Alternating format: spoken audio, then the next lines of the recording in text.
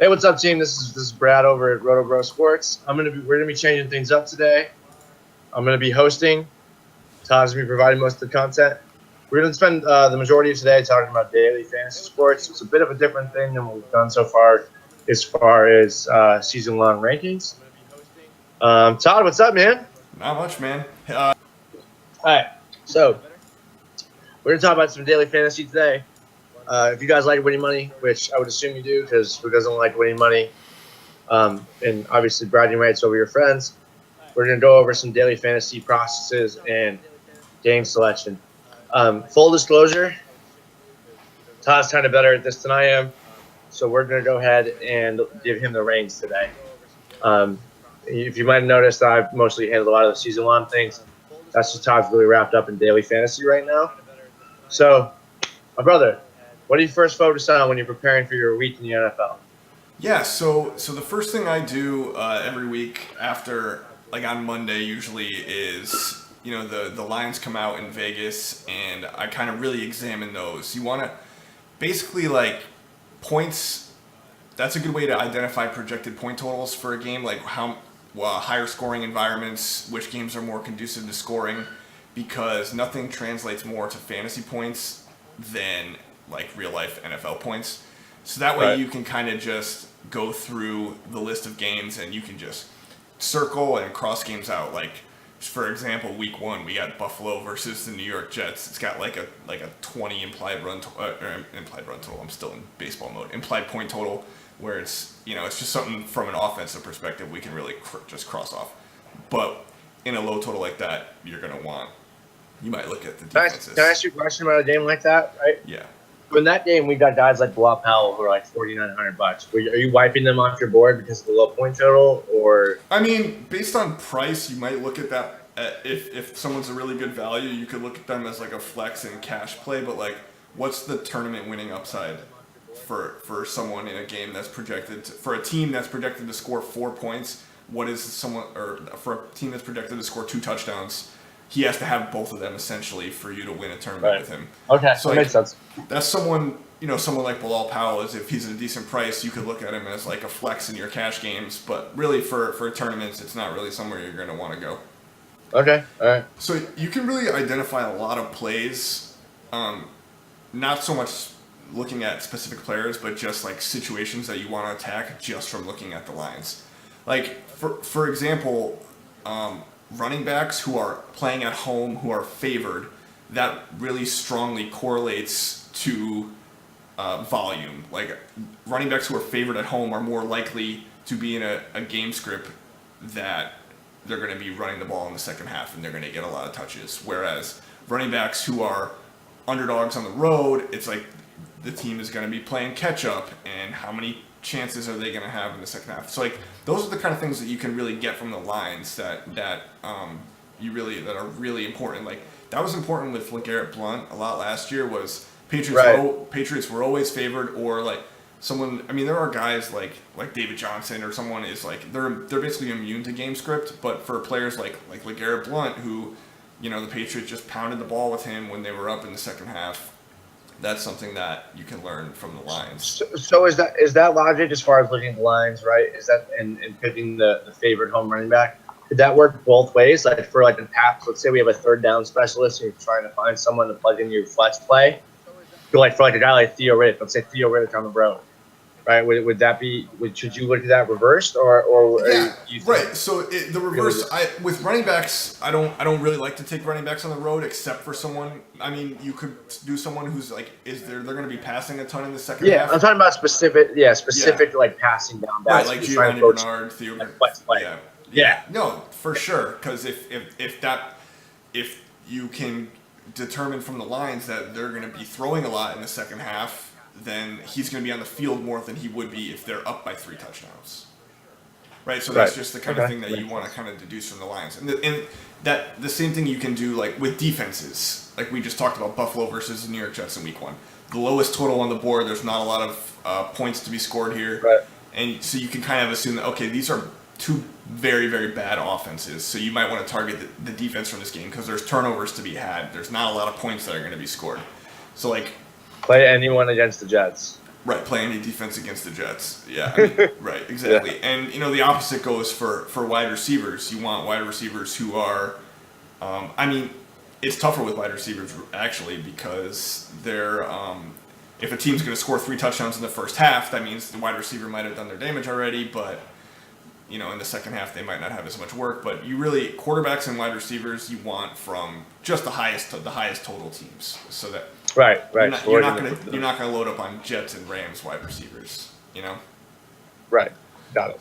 So after I really examine the lines, the next thing I do is I just go game by game and I just like write down on a notebook like all the potential plays from each game, so by position through each game, which really helps me like see it rather than I'm not like a spreadsheet model like optimizer kind of guy. I like to like see the potential plays with my hands, so that works.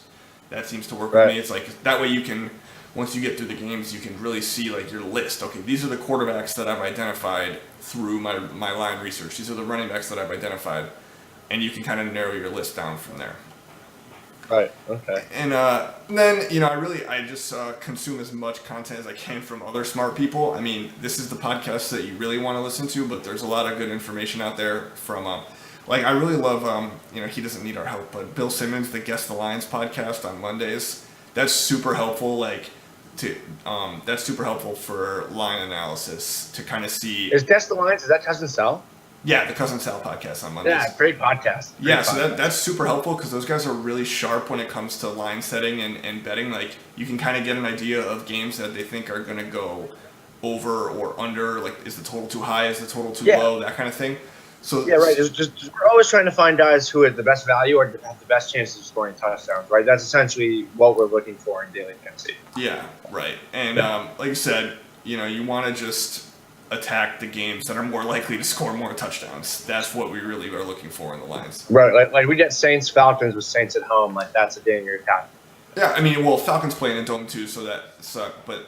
So it's kind of the same thing either way. But yeah, like a Falcons Saints game is going to have a 55 point. But yeah, that's what I'm saying. There's guys on both sides, so we're going to put a button. Where you can just load up on that game on both sides and feel pretty good about it because it's going to be a shootout.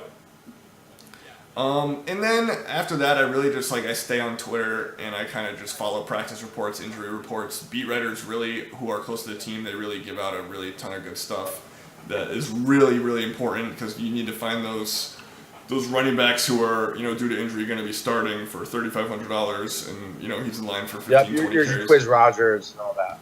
Right, exactly. Yeah, whoever else. All right, question for you then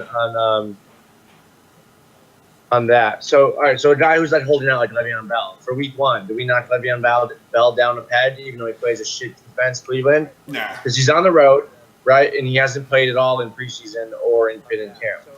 Yeah, so Cleveland, I've been looking into for the last since DraftKings released their pricing a few weeks ago. I made a shell cash lineup and Le'Veon Bell's just been in it the whole time. I was like, running back versus Cleveland, this is the easiest thing ever. But the defense is actually I think it's gonna be better this year.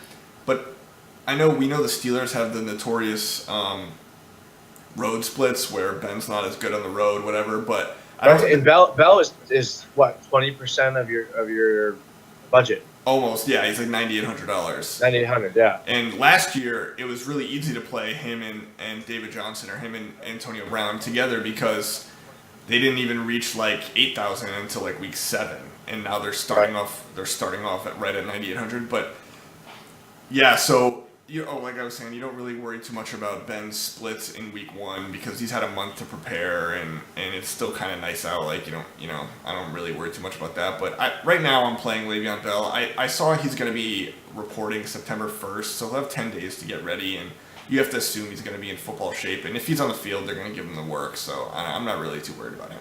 Okay. All right. I mean, I have Le'Veon Bell average. Le'Veon Bell against Cleveland is yeah, it's too good lock to of the not play century. him. Yeah. Yeah, I have him in pretty much every lineup. Yeah, I'd be afraid to fade him week 1. Yeah, me too. You just never know because there's a lot in history. There's a lot of slow starts for guys who have held out in camp. So I didn't know if that was concerning at all. Nah, no. All right, so we're gonna go over basic lineup construction, right? What is your general thoughts on how you would build your ideal lineup for at least a cash day. Yeah, so the two things that I really like to focus on is like I never want to pay up at quarterback in cash games because quarterbacks have such a narrow range of outcomes that you can almost always find a guy for less that has the opportunity to put up the same numbers as the most expensive quarterback on the board.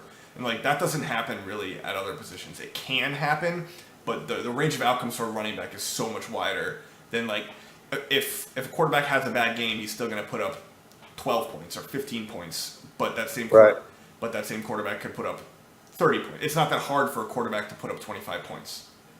So I really like to pay down at quarterback. There's not that big of a difference between the number 1 guy and the number 15 guy at quarterback.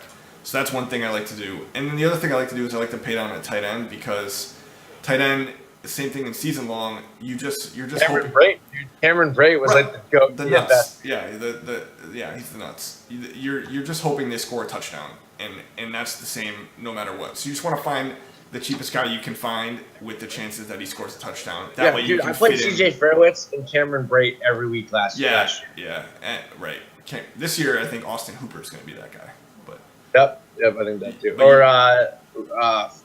the Colts. Yeah, Jack Doyle.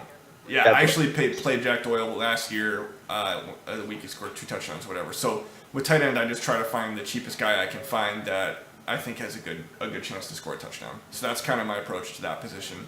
That way you can jam in the expensive running backs that you want, the Le'Veon Bells and David Johnsons, Devonta Freemans, Antonio Brown, those guys. Or you toss in, Julio or Odell. Yeah, so that way you can fit in the expensive guys at the more volatile positions where I think the range of outcomes is a lot I think traditionally I've always done that too. I'm always, for week 1, right, I'm looking at Carson Wentz. You have me looking at Deshaun Kaiser for a hot something. You're not looking at no, they're dude, playing no, tonight. no. Aren't they playing tonight? No, they're playing Saturday. I'm gonna be watching that intently in case I gotta go Deshaun Kaiser week 1. Yeah. So how's this any different? How's it different? Deshaun Kaiser for Cleveland. Yeah, good point. So you're not playing Chad Henne week 1? No, bro, get out of here. The problem is that Carson Wentz is too cheap to the point where it's not, even if you're saving $500 to go to Chad Henne or Deshaun Kaiser, it's not worth it. That's not enough. That's not enough of a discount for Carson Wentz against Washington for sure. Yeah, no, I agree.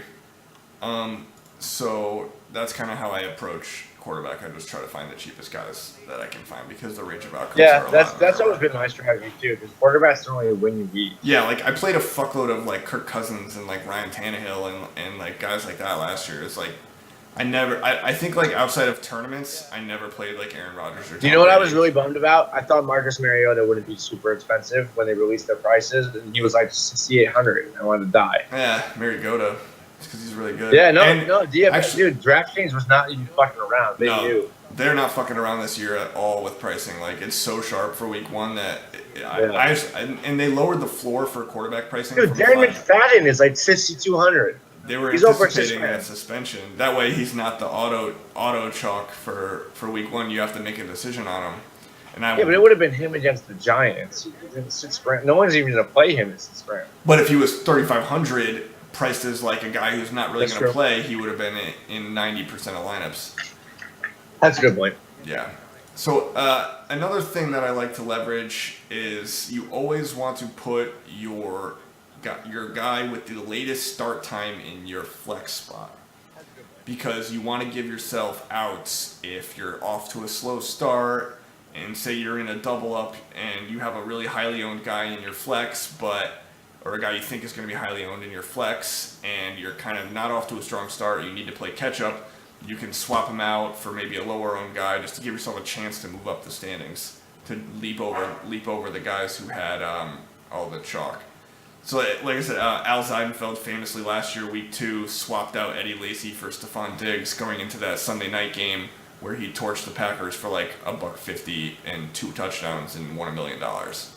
So, he was only able to do that because he had his night players in his flex spot. Yeah, that made sense. Yeah. That makes sense. I've never even thought of that. Right. Well, that's the thing. That's why we're doing this, because there's things. That's a really good point. Yeah. I've literally never thought of that. Yeah, you can save a dead lineup that way. Like there's a week where like last year, like Spencer Ware was going to be 70% owned in double ups, and you have him in your flex, and you can like and you're not off to a good start. So having Spencer Ware isn't going to help you because everyone in front of you has him too. All right, so let's talk about week 1 real quick. So, dude, this week we have the Giants and the Cowboys. Well, not this week, but week 1 we have the Giants and the Cowboys. Who would you, off the top of your head, did you think of anyone who would be your Eddie Lacy, who you think you could swap out at the last minute for someone else in that game? No, not necessarily. But I mean, it could even be for the 4:00 games. Okay.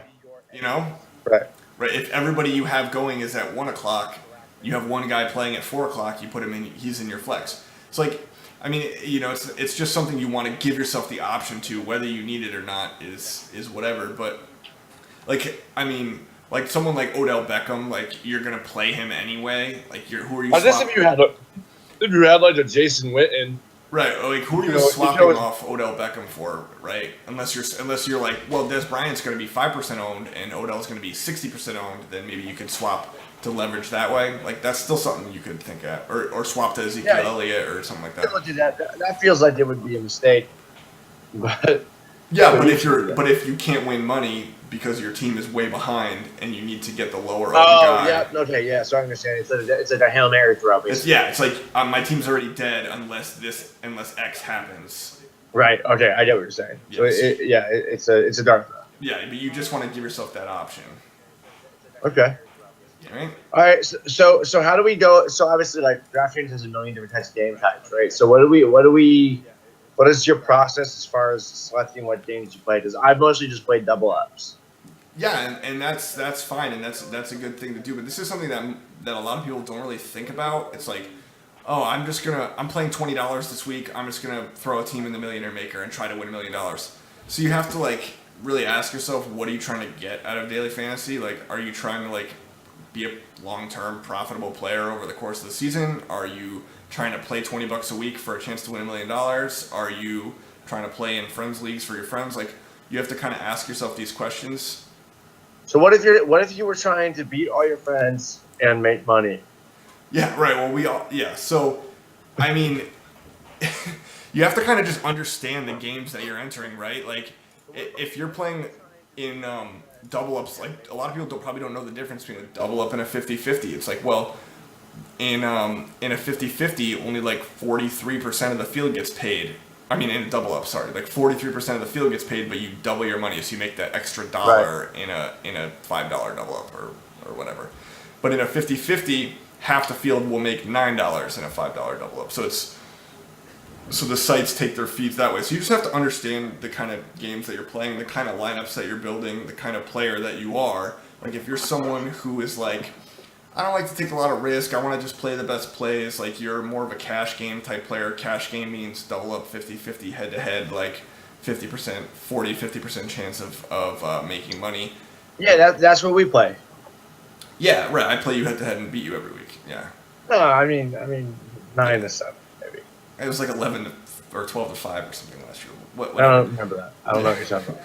No, anyway, so these are just the kind of questions you have to ask yourself because, I mean, let's put it this way: if you're playing $20 a week and you want to just throw $20 in the Millionaire Maker to try to win $1 million, well, there's like 200,000 entries in the Millionaire Maker, so it's really fucking hard to do. It's not a profitable strategy like over the course of the season. Like if you're willing, if that's like what you want to do and you want to just play $20 a week and throw it in there, then go for it. But if you want to like make money over the course of the season, maybe you want to play in 50-50s and double ups and head to heads and try to build your bankroll so you can afford to play in these tournaments.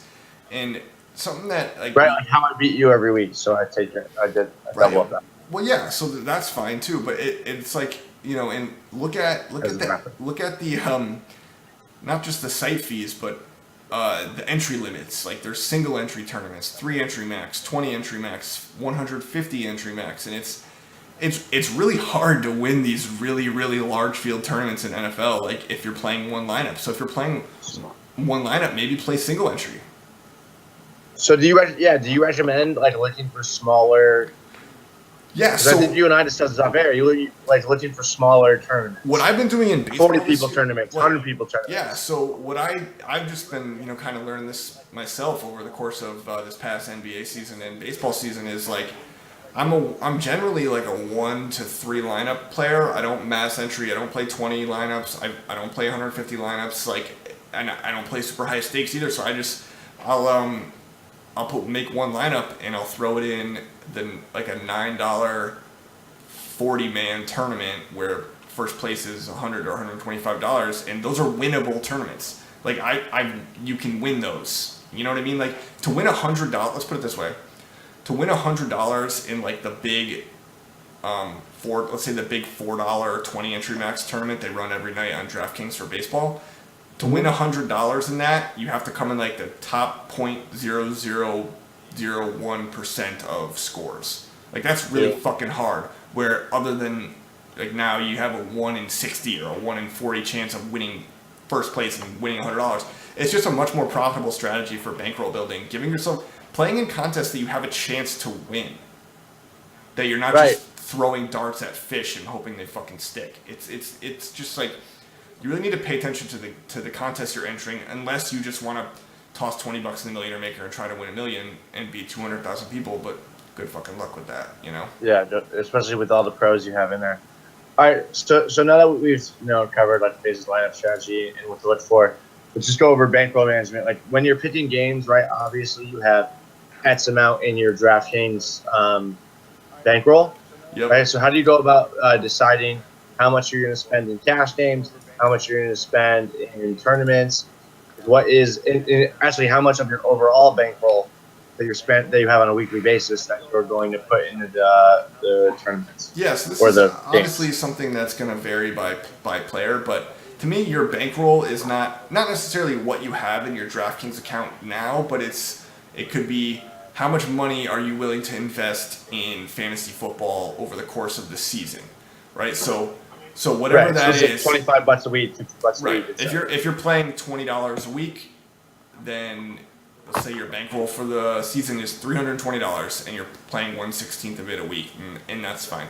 But if you're playing $200 a week, then how much of like what's your total bankroll? Like usually the good rule of thumb is what I normally do is I'll play about 10% of my my season long bankroll per slate. So if I'm playing a week and let's say I have $5,000 in my DraftKings account, I'm playing $500 a week, and I'll put 400 of that in cash games, in 50-50s and double ups and head to heads, and that's where I'm grinding out my ROI every week, so I can afford to take shots in these tournaments at the big money. And then your 20% you're putting in, and then the remaining 20% you're putting in tournaments. That's just like a good rule of thumb. It doesn't work. It doesn't work for everyone, but the 80-20 rule, cash game versus tournament, 10% of your total bankroll is like a good. Yeah, it's like the dieting rule, man. It's 80% good food. Right. Yeah, and then like 50 beers and a pizza on the weekend. The GPPs that you're lighting money on fire in is the pizza on the weekends. Pizza on the weekends. Yeah, that's a good way to look at it. Yep, and just always put your cash game lineup in the tournament, because when your cash game lineup goes out and scores 200 points, and you're only fucking playing $5 head-to-heads, and you want to just like jump in front of a train, you just always need to put it in the tournaments that you're playing. Dude, you won like 240 on me with a cash game lineup with Melvin Gordon last year. That was the week Melvin Gordon went fucking bananas. Yeah, and I had like my best cash game week the whole year. I went scored like 205, and you won like 240 on me. Yeah, it's because you didn't play Melvin Gordon because you're a fucking fish. Because I didn't play Melvin. Dude, I literally would have beat like 90% of the world. Yeah. So do you have any more questions about game selection, entry limits, lineup construction, Vegas lines, anything like that before we go? Not really. Just really quickly, like, are there some guys you're looking at for week one that you're like, oh, this is a guy you got to play? Yeah, I really like Carlos Hyde week 1. He's at home versus Carolina, so like we said, and he's at home. They don't really have anyone else. He looks like he's gonna get three. He's gonna get 3 downs worth of work. We'll see what happens in that preseason game this week. But so far, he's been on the field for like 7 of 9 or 17 of 19, I think, for 3rd downs with the first team. Okay, yeah. So it looks like he did a lot of 3rd So down. it looks like he's gonna be in on 3rd down. That's a guy that I really like.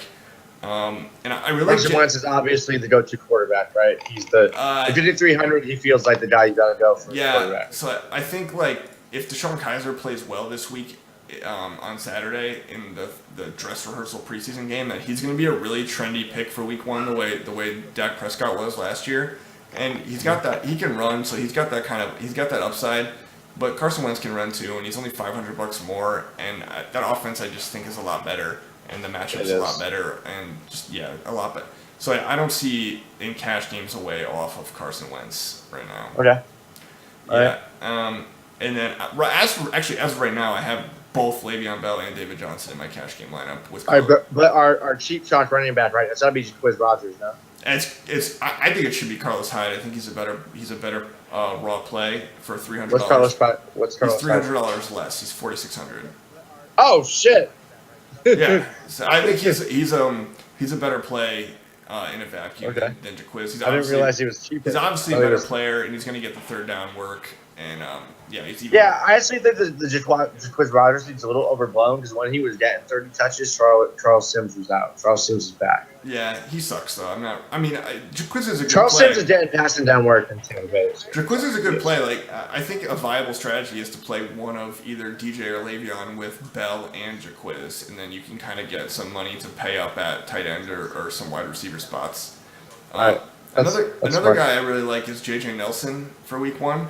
Because it looks like Arizona. Yeah, it looks like John Brown's not going to play, so he'll surprise. Yeah, poor guy's got that sickle cell shit. But so if John Brown's out, he's going to slide right into that starting role, and he's 37 or 3,600. So originally I liked Robbie Anderson, but I like JJ Nelson on that offense a lot more if he's going to be the starter. All right, cool. And since we've covered everything else, let's throw in a tight end there. Who's your like? Right now it's Austin Hooper. Now that I've just given you my whole cash game lineup on air, so you can rewatch it. I wasn't fishing for that at all, dude. I have Austin Hooper right now. He's 3,000 at Chicago. I think he's going to get a lot of targets in that offense. He's the only guy. He really kind of emerged the last few weeks of last year, and he played really well in the playoffs. I think he's going to be a really undervalued guy early in the season until his price kind of catches up with what he should do. He'll be this year's Cameron Brate. With what he should do. Speaking of Cameron Brate, Cameron Brate's another guy I really like for week 1. He's only like 31 or 3,200 on DraftKings, so it'll be one of those guys. Cool. What do you think about Zach Ertz at 3,500? I thought that was a pretty good buy. Yeah, so that's good too, especially if you're playing Carson Wentz. It's nice to get at least one receiver. So you can kind of double. Yeah, I don't like Alshon that week, so I figured Ertz is probably. No, I think Washington's secondary kind of sucks. So I really do like Alshon. Let's see how they do. Oh, you like Breland and Norman? I think Breland and Norman are both good. Yeah. Oh, yeah. You're right. That doesn't make any sense. I don't know what I'm talking about. You're right. Well, last year they were bad, but Breland's gonna be back healthy this year. So those two healthy corners. Yep. Alshon, I think, can beat Josh Norman anyway. He's so big. I don't really. I think he could still score touchdowns on him. He probably won't go out and get 12. Yeah, catches. He can. I just don't know about paying up for him in cash. Well, he's only 5,800. Oh, okay. But and that so for a little bit more, I think Doug Baldwin's a really good play. I think he has the Packers secondary is really, really bad. I don't want to get too much. We're gonna do game by game breakdown of week 1 next week, but I really like Doug Baldwin. He's like 6,600 or something, and he might be like the 3rd best wide receiver play on the whole slate, like taking price out of it. Right. Okay. All right. Well, I just want to take a moment to thank you for your cash game lineup for week 1. Yeah. Well, we're still 15 days, 20 days out. Yeah. So yeah. I was not totally fishing for that at all. Yeah, I really appreciate it. It's all right. It doesn't matter. I'm still gonna win. We'll be playing a 2v2. So I want to thank everyone, all 3 of you who have tuned in to watch here at this point. this was probably our most informative podcast. When we do DFS things, you should really pay attention. Todd knows what he was talking about. And till next week, bros. All right. Thanks, everyone. Later.